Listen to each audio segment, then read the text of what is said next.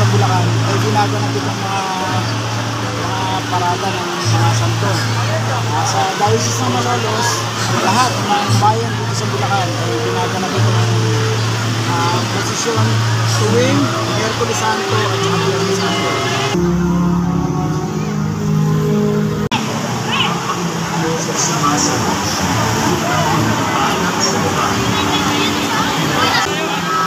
Ipaubayan natin ang ating sarili sa Kanya upang malaya niya. Mula ngayon, wala nang makakakaroon ang bunga mula sa iyo at ang ito ng kanyang mahal na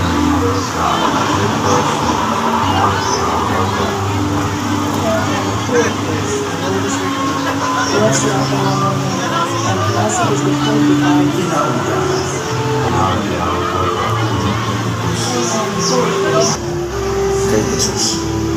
Babay, tingnan ninyo, natuyo ang ulo niya.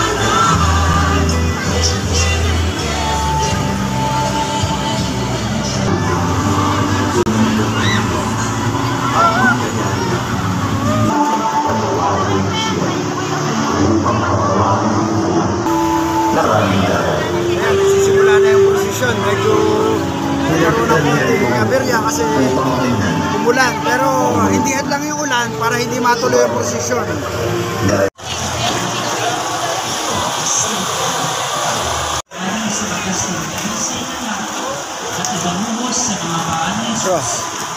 Tapos, inunasan niya ang mga ito ng kanyang ulo. Ang imang templo. Itinumba niya ang mga mesa ng mga mamamalig sa lapi at ang mga upuan ng mga nagtitinda ng mga kalapati. Sinabi niya sa kanila, nasusulat, ang aking bahay ay tatawaging bahay dalangin, ngunit ginawa ninyong yungib ng mga tulisan.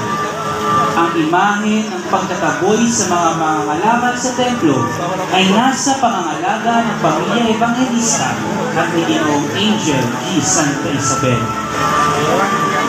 Ang pagsumpa sa puno ng higos. Nang pabalik na sila Jesus mula sa Betania at natanaw niya ang isang puno ng higos na maraming dahon, nilapitan niya ito upang tingnan kung may bunga. Subalit, wala siyang nakita kundi mga dahon.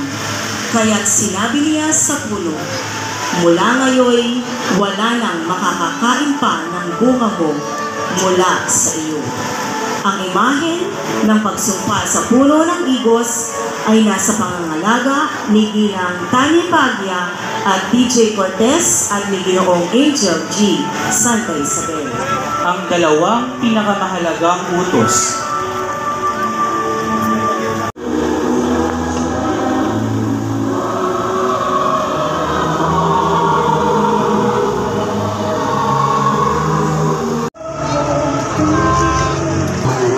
Samahan ko sa sumunod. Patawarin siya upang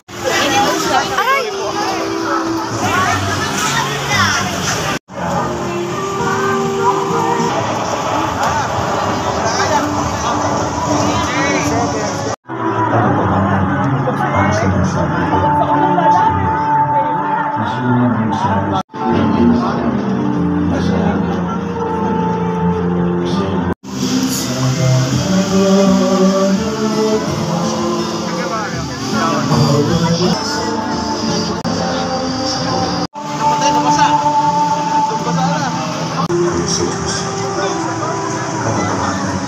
Masunod sa sinasabi sa bundok na ito, lamang ka at may tamang isipin.